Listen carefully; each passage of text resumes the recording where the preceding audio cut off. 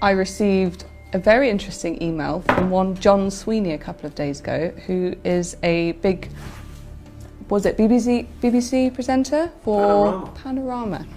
Yes, apparently he's quite well known. And he's asking if I want to go for first it was a cup of tea, but then it was a pint. And he'll come all the way to Cambridge to see me. And I think he wants some dirt on you. You was approached by Joe Mulhall? Joe Mulhall, yes, Hope Not Hate. So you're approached by Hope Not Hate, who told you, I've seen what they've told you. Yep. They told you that there's a take Tommy down. There's a Tommy takedown. Tommy takedown? Yes, and they've been taken on as sort of advisors to the BBC to help them with interviews and to get information about you. How easy would it have been for you to... They offered me £5,000 for a front page story about you being a twat. What you could have done, you could have absolutely destroyed me and my life and my name and my reputation. More so than that prison number did. More so than me going in prison could have done. Because you could have said anything and they would run. I've arranged to meet John Sweeney tomorrow at 2 p.m.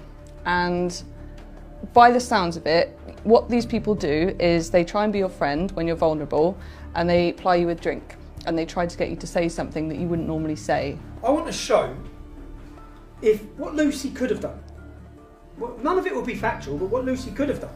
Now bearing in mind, I might not have been here. You could have just done this, yeah? Fake text messages. Falsify sender numbers of text. So if you wanted to, my phone will be here. Let's change the number there. Now we'll keep that as a receipt. Let's put my number here. So you effectively, as a disgruntled employee who fucking got my prison number tattooed on your wrist. Joe Mulhall's just messaged me. Let's take down Tommy. I'm flat broke, I've got no means of income, I hate you. Joe Mulhall's just messaged me saying I can get you some money to do Tommy in. So I can go to fakemytext.co.uk and I can make you text me and then I can show Panorama. My phone's here. I'm at home, minding my own business. I've got Joe Mulhall here. Joe Mulhall offering the takedown of Tommy Robinson. Offering me some money, and you have said to me, what? If you have anything to do with this Panorama documentary, I will fucking bury you. You bitch. No. Hang on, because I'm writing Y-O-U, but you write you. I write you. Sorry. I just need to make it some bad grammar because... yeah, drop the T's because I don't pronounce my T. I'm going to put W-I-V instead of with. This Panorama, you wouldn't make that a capital letter. No, I'd put with. I'll put with. Okay, alright. With this Panorama doc. If you have anything to do with Panorama doc. I will fucking bury you, comma. Bury you, you bitch. Just to prove, I could have nothing to do with this. I'm not, my phone's here. Yeah. So I've not sent you a message. Yeah, so let's wait a minute. And the point is that they're actively searching with a far left organisation. They're actively working with my ex-employees to bring me down. What I want to prove here is how easy it is and how many other things in this documentary have been faked on me. If you had anything to do with this Panorama doc, I will fucking bury you, you bitch. Can you focus on that? So I didn't send that. That's sent from my computer. My phone has not sent you a single message. Now, Panorama are the biggest investigative journalists in the world. Yeah. So I don't see how this can work. If they wanted to do a proper investigative journalist piece, they should look at the crime that I committed. Was it criminal? Did the judge act out of law? Were my human rights abused? One of the biggest cases in this country's history in modern time. Yeah, 600,000 people signed a petition, 30,000 people marching, ambassadors from the American government, every political party in Europe talking about it. The most talked about court case in decades, but they're not bothered about that. This is fake. Yeah. This is going to be falsified. This is not me. And I want to see if this, by a disgruntled ex-employee, could make its way around the world. I'd like to see how much power Hope Not Hate have over the world's media. Yeah, basically.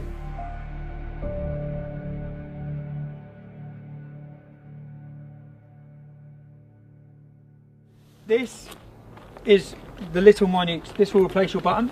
Cool. This will go into your button anyway. This is how we'll record, and are you nervous? No. You should be. You should be. And, well, let's just wait and see what we get from this. Time will tell, but good luck, and don't do anything I wouldn't do. Thanks, mate. See you later.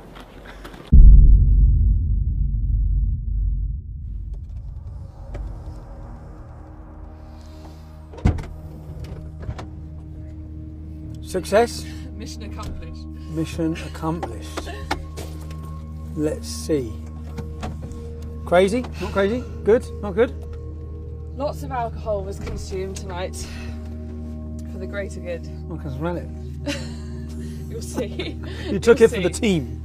I only drunk for the team. I did what I had to do. Right. Let's get these files sorted. Let's work out what we've got. We've got lots of footage to go through, but straight off the crazy thing for me is you're steaming. Which is a champagne and a double gin. Thank you. And then we're going to have some red wine. But Thank you so much. we'll panic about that at the appropriate moment. Thank you very much. Thank you. Here I am on expenses in a boozer with the dog and the fire. Yeah. I think we should have one more bottle of wine. Fuck it, no expense spared. 2 brandies, 2 limoncellos. This is from the Cassis, or the Kir Royale. But even better is another version which is with blackberry, blackcurrant liqueur and champagne. Kir Royale. Have you got any flaming Sambuca? And then 2 Kir Royales. And then the bill. Lovely, thank you. Thank you very much. I think we've got to do a runner. It's a joke. It's fine. I don't care.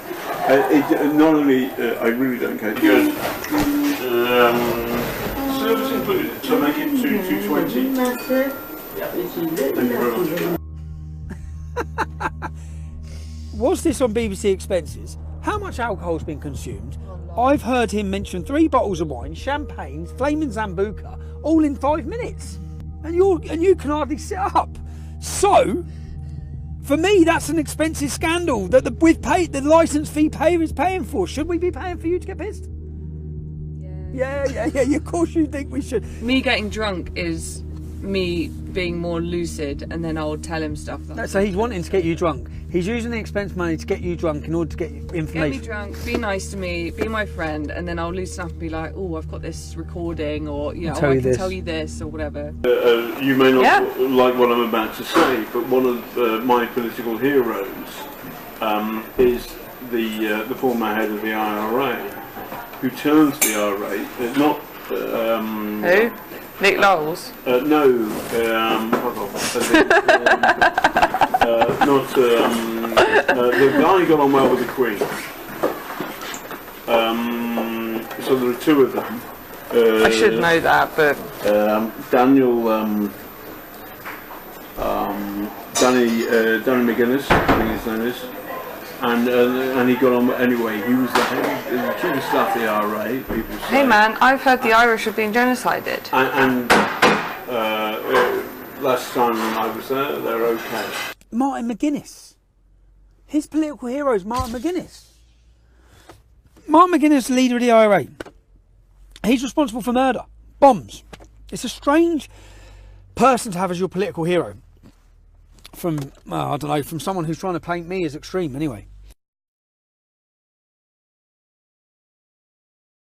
That is the sole reason I wanted to do this. For me, that is terrifying. How can they get that? How can he say he can do that from that innocent conversation or argument or disagreement, which has got nothing to do with that?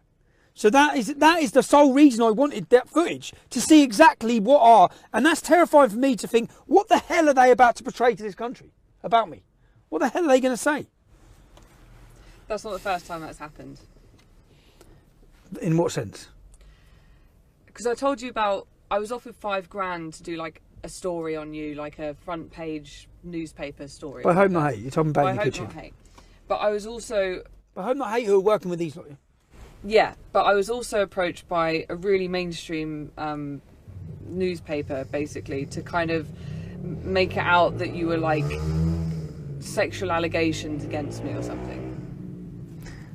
What, they were approaching you for that? At a time when we fell out? Yeah, they said when I was at my lowest and I basically didn't have a job and I was like, you know, a complete mess, and they were trying to like dig and get stuff out of me, and they were trying to make out that you'd done like a Me Too.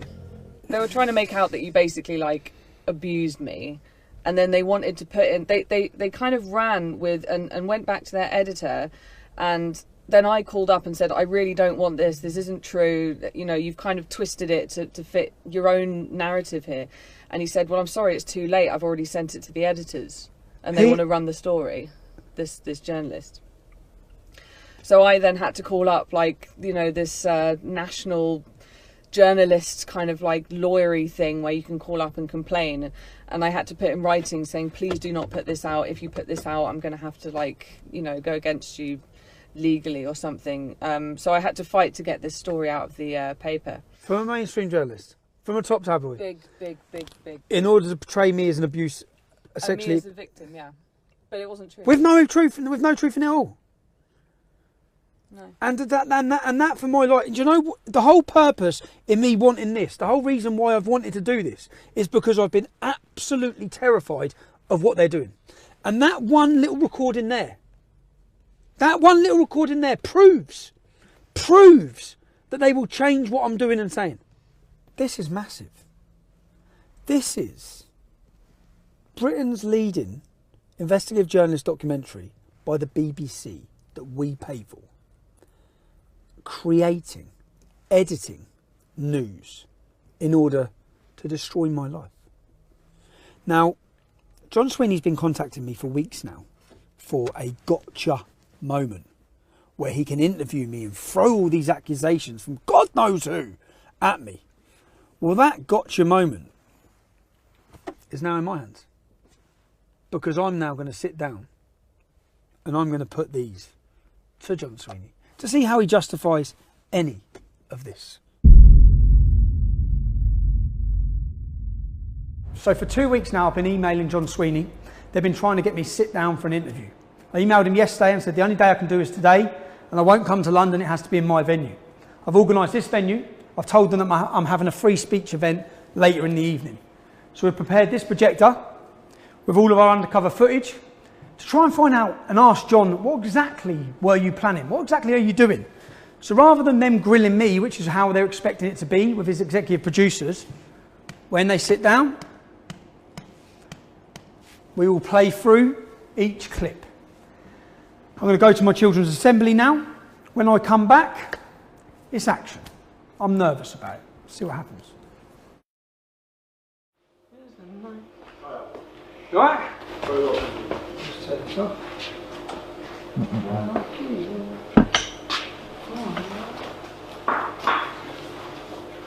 Hi. Fine. How you doing? Thanks very much for doing this, thank you. No problem. Good, everybody's phones off. You alright?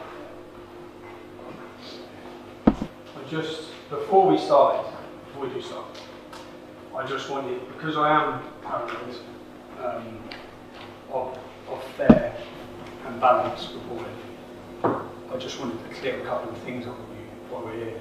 Is that alright before we start? Okay, but you're recording, I think, aren't you? You're okay. recording, so aren't you? That's fine. Yes, okay. That's okay. fine. So we're not starting yet? No, don't have to start the interview. I just want to clear a few things up. So, this is a Panorama documentary. You wouldn't be working with an organisation called Hope Not Hate on this documentary, would you? In order to find people to give negative opinions of me. No. No? What we're doing is we're making a Panorama documentary. The BBC makes all the editorial reports. Okay, so it's a BBC, because it'd be quite strange for the BBC to be, how the BBC could be impartial on a documentary when Hope Not Hate are an organisation who are funded specifically to destroy me. There are two separate entities. Okay. The BBC, I work for the BBC, this is the BBC Panorama production. Okay, can I just quickly show you something here? So what this is Joe Moorhouse from Hope Not Hate, and what he says in this message is that Hope Not Hate are steering this documentary. My name's John Sweeney, okay. and I'm a reporter for Panorama. Okay, John. So what this other guy says, he's not steering. Okay, are you aware of any threats or blackmail that's been made to any of my ex-employees to give negative information about me to you. Are you aware? No. Can you just listen to this one? We were basically threatened with the most horrendous shit you can possibly imagine for 3 months, constantly, to do this. Constantly. Because basically, why they have dirt on us is when we left Rebel, I don't know if I told you this, when we left Rebel, we were really fucking angry, and none of the media would take all the stuff we had on them. So Nick Close reached out to me on Twitter and he was like, oh, meet up with us. And we were like, oh, okay, like we weren't working with anyone then. So we were like, yeah, fuck it. And we met up with them twice and we were like, we can write a book on Rebel Media. We can write a book on how they've scammed people and this and this and this and this and this. And we were like really conniving with them. One of the first things they started threatening us with, this only started 3 months ago. We had no contact with them between 3 months ago and leaving Rebel, nothing. They started messaging us saying, we need to meet you, this is really serious. And then when we met them, they said to George, I wasn't there, we're going to release all of the meetings that you've had with us, threatening Rebel Media and talking shit about right-wing personalities, bitching about them, nothing serious, just saying, oh, they're cunts. And they're going to make you, and we're going to basically expose you. And also, we've got 6 signatures from the top trade unionist organisations in the country saying that they're going to come after you, and the government have opened a new department which we're advising on counter-terrorism, which are going to prosecute you for writing scripts which have incited the Darren Osborne terrorist attack. And it was like, they were basically like, you're going to fucking go to jail and you're going to get exposed for meeting with us if you don't work with us. This is what it all comes down to, this Panorama fucking thing. And Hope Not Hate were there standing next to the BBC producers. When you went for the meeting with Panorama, who from Hope Not Hate was there? Nick, Joe, John Sweeney and the producer. So like, Hope Not Hate were like fucking terrifying, and they like did, they blackmailed us, they like Joe fucking used the whole thing to try and get into Caelan's pants. This is how bad it really was. When we pulled up in London, this was the day I dropped off the suitcase to you, right? That I went straight off from there, I can't remember where it was, to go and do this interview with them. They hired out this big car park warehouse thing. They had a little chair in the middle of it. I walked into this room, sat down. It was a cameraman, it was the head producer, it was Nick, and it was Joe. And then I started getting really nervous because she was saying, how much money, name numbers, name figures. And I was like, well, it was enough to pay for us to make videos, and all the money was spent on kit. And I was just saying vague shit. And then Joe said, can we stop the interview, please? And then I was like, okay. And then Nick went, can you come with us, Caelan? And then Nick and Joe took me to the other side of the warehouse and said, Caelan, you really need to give them more information than this. You really need to open up a little bit more because this is really not useful to them. They're probably not even going to use this. You need to go into specifics. You need to go into numbers. You need to at least show them something. Were they threatening you at you? Breather, have a cigarette and we'll come back to it.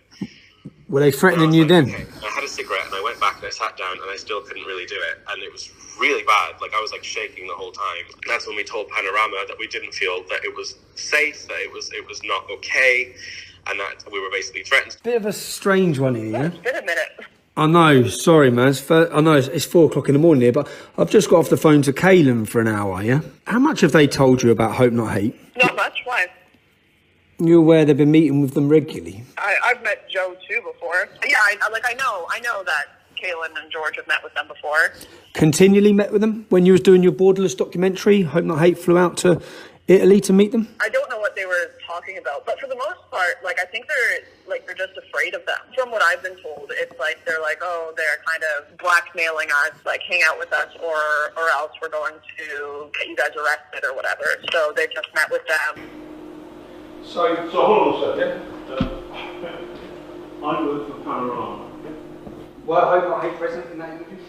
Were Hope Not Hate present in an interview with Caelan Robertson? I work for Panorama, and we are doing a film about you. Are you aware of blackmail? Are you aware of Look at me. Yes. I'm a reporter and I'm asking you a question.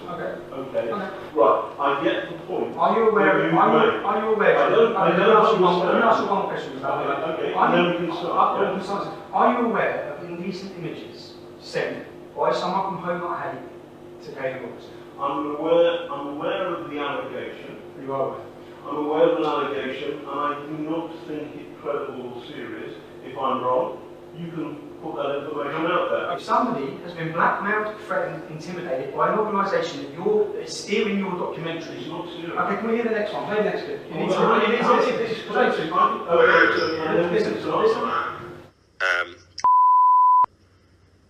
Made really inappropriate. I don't know how to describe it. Almost basically like a sexual assault situation towards me when I was really drunk, pretty much passed out. Fucking hell, this gets messier and messier. No, hold on. Yeah, okay. And I got really upset and I broke down and I told George about it last week because it's really fucked me up.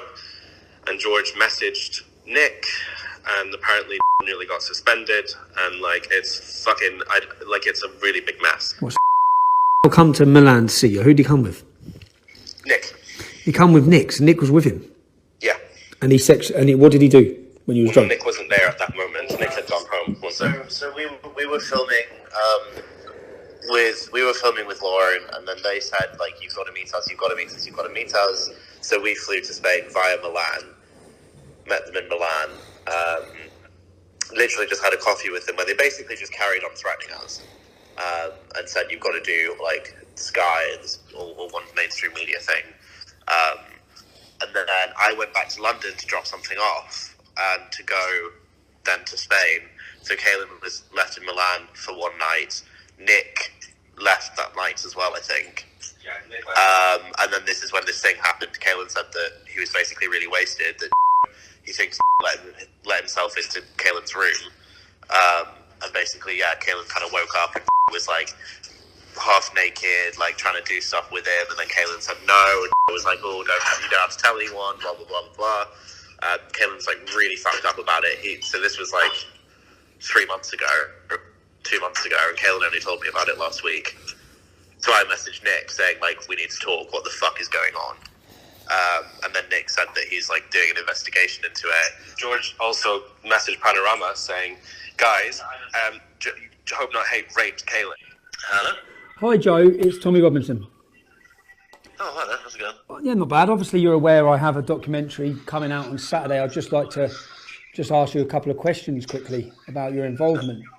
Bear with me, I'm not going to be able to do it over the phone, I'm afraid. I'm not going to I'd have to speak to colleagues before I can do anything, I'm afraid. So you can't just answer why you were you present during an interview with Kaylin Robertson and Panorama?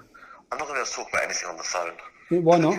Why not? Well, you can't just ring someone up. If you want to speak to me, you can drop me an email and we can... This is just your opportunity to counter what's being said. I'm not going to answer any questions over the phone, although I don't see what's the issue there is, even if I was. Really. So, were you and Nick Knowles present during an interview with Kaylin Robertson and Panorama? I've said everything I'm going to say to you, Tommy. I'm not going to answer any questions like that. If you want just a yes or no. It's a simple yes or no. Simply, look, Tommy, we're wasting time here. Okay. We must ensure we avoid bias or an imbalance of views. Our output will be based on fairness, openness, and straight dealing. Contributors will be treated honestly and with respect. There are people being intimidated and blackmailed. It's giving negative reviews against me. The men who are doing it are present during your interviews. You're saying you're independent. Now, John, when it comes to fake news, and you're John Sweeney, so I'm going to separate you from these allegations that are being made. There are allegations. There are allegations. We can agree on that. Okay, so these are allegations. These are allegations. And there is no evidence apart from your words or their words John, as to the substance of these allegations as I understand it. And we have it behind the table. Okay, John, would you tell anyone what they have to say in an interview about me? No. No? Play the next one. We only, in the BBC, we only do question areas. So here's, it's a volunteer army. I want you to be comfortable about it. So is there anything you don't want me to ask about? This is, I'm not supposed to ask this. I'm not supposed to ask this. I'm not supposed to ask this. So I'm going to ask you about, I'm going to take it through. What I want from you is the following. Simple two steps. One, people like us, the BBC, the establishment, have not listened to what Tommy's been saying, and that's bad. Yes. And so the extent to which the entire conversation about Islamist extremism, about what that means for ordinary Brits up and down the country, closing that down, shutting it off as racist full stop is wrong, and that's bad, and that goes in the can, and you say that, and that will appear in the show. The second thing is, but there's something,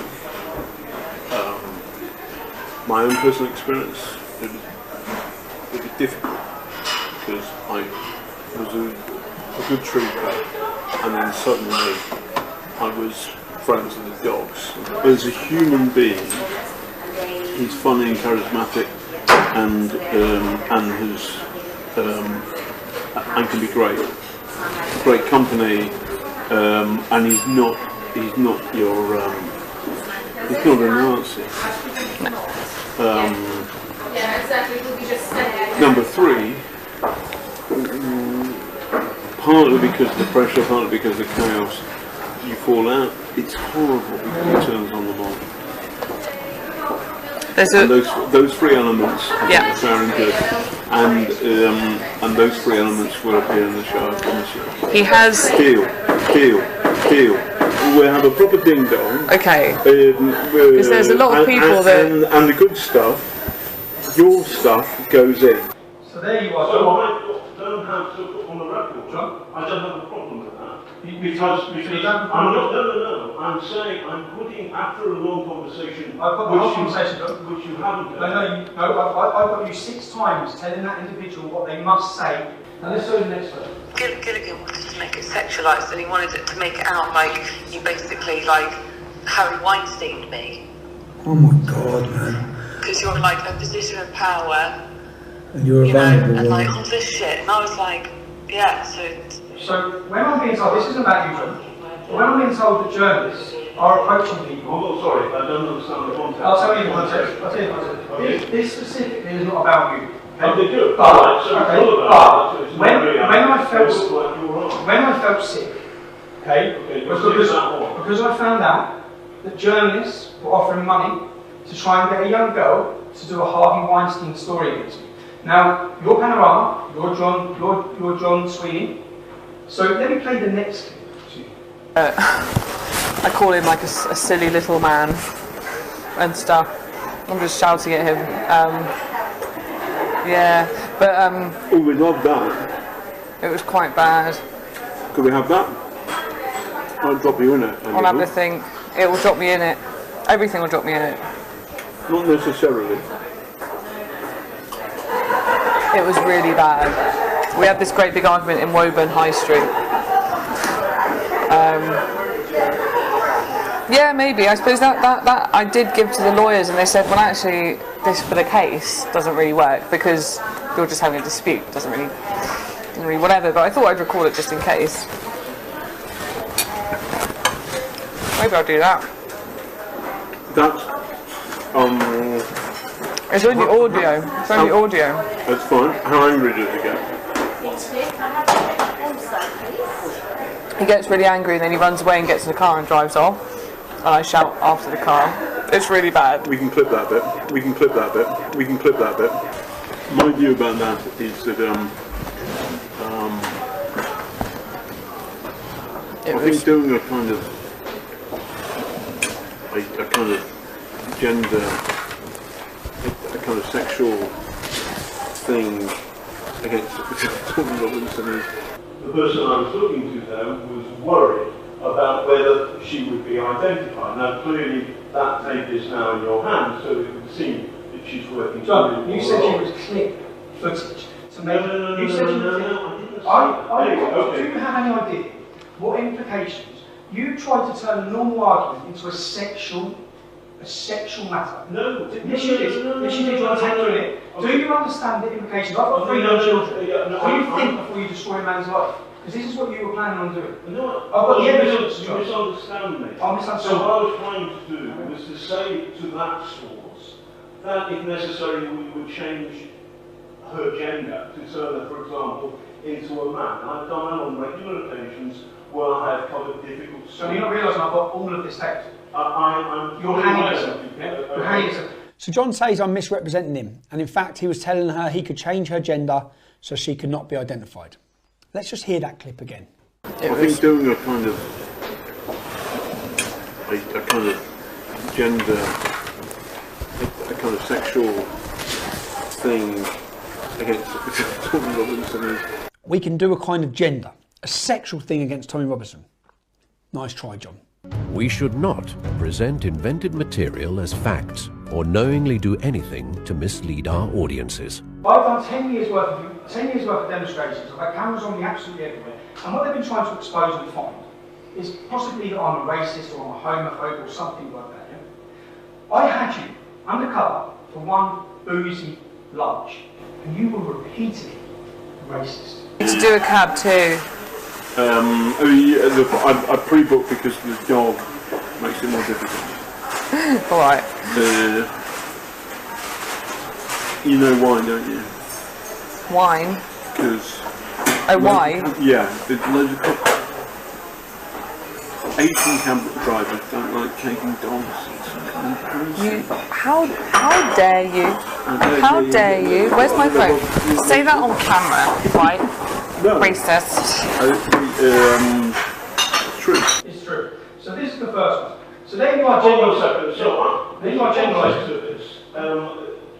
And I regret those words said, but the context is simple. That I had a real world experience like that. There's a court case in today's papers where an Asian taxi driver has lost his license because he refused to carry a blind dog. You're doing exactly what your channel does over grooming. You're blaming an entire continent when, let's face it, it's Islam that believes dogs are unclean, so it's Muslim taxi drivers that don't like dogs.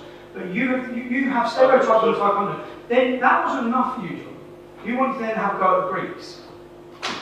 And it always goes down well. Yeah. Is Jessica Rederin, which is thank you in Turkish. When you're pissed, you want to piss off a Greek, you start speaking Turkish. Oh, really? And they know, and they don't, anyway, never mind, they don't like it, but it's quite funny. Tommy, that's pathetic, that's a joke. You find it funny joking about the invasion of a country where women were pillaged and raped and murdered. Okay, you find that funny? No, John. So I have many Turkish and Greek friends. Well, you're upset the entire Greek community because you find it funny to speak in Turkish to them because you find that funny. But none of this is fun. None of this is fun. None of this is fun. Let me play the next one. Okay, play the next one. I have a little more in common. I have more in common with Tommy than most reporters. Yeah. I scumbag Irish background. A scumbag Irish background. So my family are a scumbag Irish background because they're poor and from Ireland. I'm talking about myself. No, you said you have more in common with me. A scumbag Irish background. Which it's a joke. That's a joke. So wait a second. Yes. It's a joke. So I'm very, very proud of my Irish heritage. My great grandmother, who's a scumbag to you, John? No, who's a scumbag to you? I'm very proud of my Irish heritage. Yeah.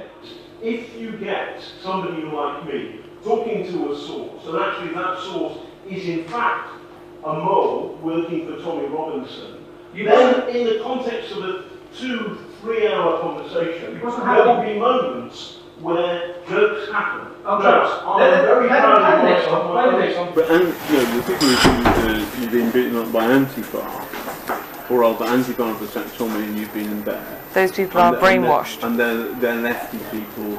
They're lefty. Self-hating whites. I'd like to call them a honky. How do you use another racial term? You call them honkies. Hold on a second. You call them honkies. This is a conversation with your source. In what I'm trying to do is you're trying to label me, and what's happened is in one afternoon, in one lunch, John, you've been. Okay, let me talk about homophobia. You seem obsessed with gays. So you have an obsession because then you ask if Joe Moorhouse gay, right? Because they've not gone out and just had a mate that's gay. That's the difference. So you've got people up in like all these different places in the UK or whatever, and they're sort of they've not just had a gay mate. Have they never met a conservative MP? No. I remember one line in particular. She said, "What do you think about LGBT or something?" And I said, "Well, some of the stuff that gay people say is just ridiculous." And that's me being the way. Okay, by the way, there's nothing wrong with it. You said something worse, I guess. probably. That's the way that I would speak to they're just Kaylin. ridiculous. You know, Yes. that's the way that I would speak to Kaylin in a bar. You know, I think like. they're ridiculous. They should be shot.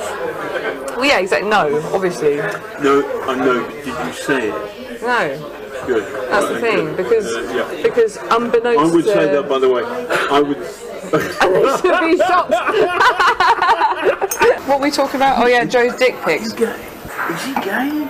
Oh, my gay darling's rubbish. He's a Bertie Wolf there, is he? He's a Bertie Wolf there, is he? He's a Bertie Wolf there, is he? May the best man win. Yeah.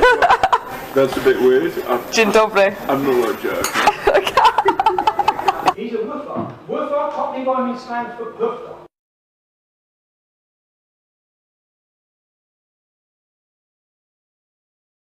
Presenters, reporters and correspondents are the public face and voice of the BBC.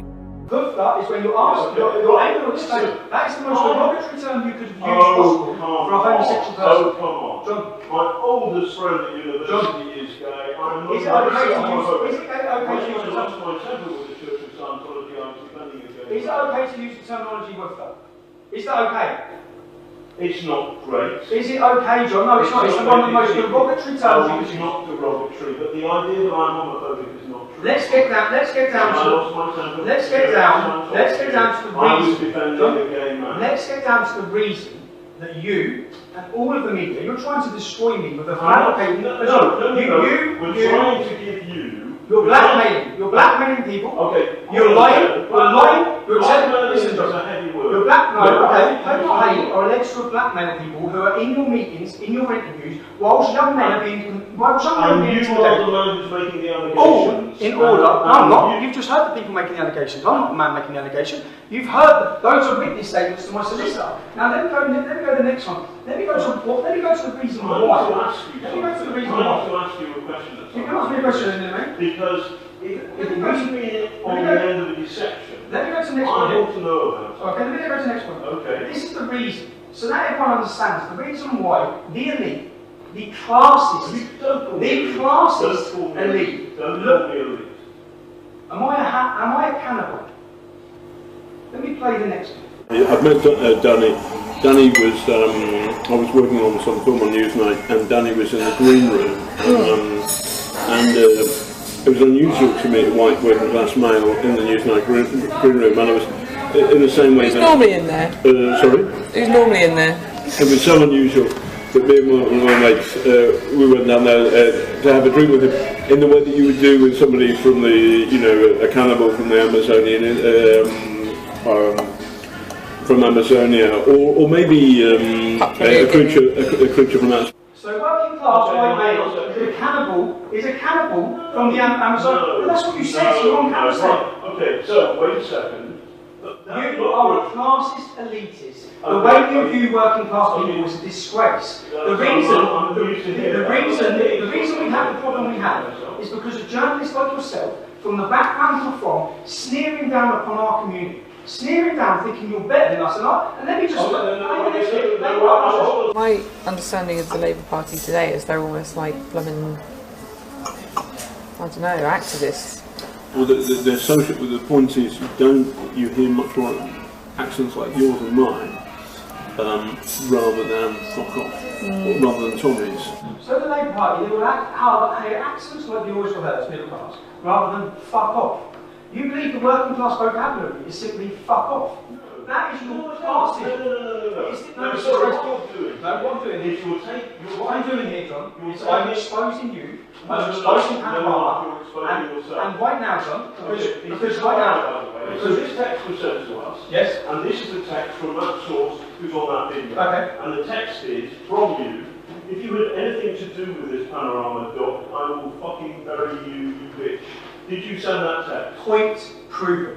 I have video evidence that did not come from my phone, and here you are about to betray it to an entire nation. No, I'm going to ask you a question. I just told you nothing. Sorry, okay. This would be, so right now, so people understand, this would be going on a documentary that would be aired to the entire British public. It wouldn't be, because we would put the right of reply. No, and here's the right of reply. John, is this true? John, is this true? As I expected, they did not bother to verify the authenticity of that fake text message in their hunt to take me down.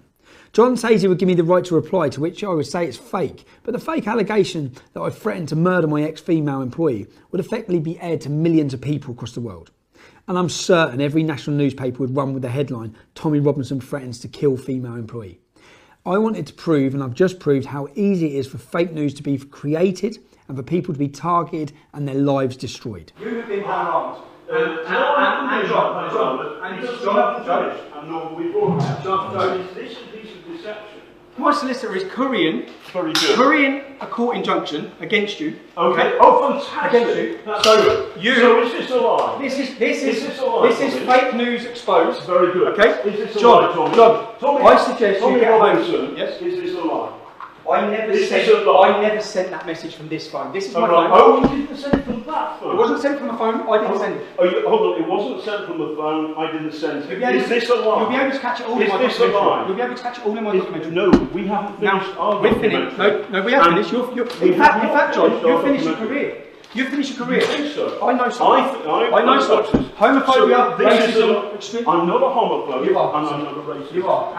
I'm not. Okay. What you was is a lie. What the establishment. This is, mate. This is a picture. What the establishment was about to do to me, and they were going to destroy my name, sexualise comments. I'm not a member of the establishment. Yes, you are. You're working none of these things. Are you working the Home I Hate in this documentary? No. Have they been present in interviews? We have had some input from some people. Have they been present in interviews? Including your spies. Have they been present in interviews? You are fake news. You're fake news. No. You've been creating. You've been lie, Tommy. You've been proving. You told us this a lie. Is a lie. And you, sir, are the source of the lie. The idea that I'm homophobic, that's not true. This man has lied to us through people. John? Are you John? So, hold on. I suggest you prepare yourself, because once this goes live, which it's going to, outside your offices on the 23rd of February, I've got all the evidence of you creating stories, telling sources and people what to say. Hold on a second. Outside your offices, because this is what you do all the time. It's all evidence, John. What you do is you threaten people. It's all evidence. You always threaten people. And the hate you put up online. John, don't talk about hate when you're calling people woofers. You intend I'm sorry I called somebody. Oh, you are? Oh, you are sorry. What about, are you sorry to the Greeks? Are you sorry to the Irish community? Are you sorry? You insulted a Greek woman by speaking Turkish to her. You said you found it funny. I didn't know. It's on camera, John. It's on camera, John. No, but what you said you would sexualise. You said you would sexualise my comments that were innocent. No. Yes, you did. You're on camera, John. No, I didn't. John, the world's going to watch this, bro. This is a lie. Good luck with your injunction. Good luck, my injunction. We haven't finished on Panorama. No. And stop threatening people. You shouldn't threaten Julia Ebner. You think I'm finished? I've got another thing coming, and I can give you that for free. Can you? Okay. Yeah. Good. Go and find a lawyer. I've already been with a lawyer, John. Okay? Right, I've already been with a lawyer. I've already dissected every one of your comments. No, you haven't. Yes, I have. What you've done is read the worst possible thing on it. I can defend every second of it. Word of it. Yes, I can. And on that note, and I will. And on that note, all I'm saying the establishment. You work for the establishment. None of these people are the establishment. No, you're working with Hope Not Hate. You are working with the government, and you are all going against me because I speak out. I'm not working with the British government. This is a campaign. I understand some of the anxieties that you have. I get that. And why would you be creating one? Why would you tell someone what to say about me? Why would you tell them? I didn't do that, and you're mischaracterising me. You didn't do that. Everyone's going to watch this. No, I know everybody's going to watch it, and it'll be good fun. But more people will watch our Panorama. You find telling. No, please. This is my life, John. It's my life. It's my life too. It's my life too. You find it fun. You find it fun to tell someone that an innocent comment is sexualised. Do you know what that would do to my family? Do you know what it would do to my children? Do you know what you're doing? Do you know what you're doing to my family? You have no idea what you're doing to my family. If you'd have got away with what you were trying to do to me, you'd have ruined me. You'd have broke my marriage. You'd have broke my marrich. What you've done is this. There's only one journalist in this room, John, and it's not you. Okay? Oh, really? Okay. That's it. Okay. You're a disgrace. And in fact, anyone who's been taken down by Panorama, anyone has to challenge now, because there is no integrity in any of the work you've done. You are a liar, you're a fraud, you're a racist, you're a homophobe, all in one interview. This is a lie. Excuse me, Mr. Roberts, we're the two executive producers on the program. Okay, well you're in trouble as well. You're all in trouble. You're all in trouble. We invited you for an interview today. Yep. You haven't given us an interview. No, I haven't. I've exposed you, okay? You were trying to destroy my life. You have been contacting people. Why were Hope Not Hate present? Why were the leaders of a far-left George Soros-funded organisation, why were they present during the interview of a person which you were goaded in to give bad information about me? Why were they present? Tell me. If this is a Panorama documentary, why were Hope Not Hate present? This is an ongoing documentary. This is an establishment attack on me, and you're part of it. And you've been exposed to the world tonight.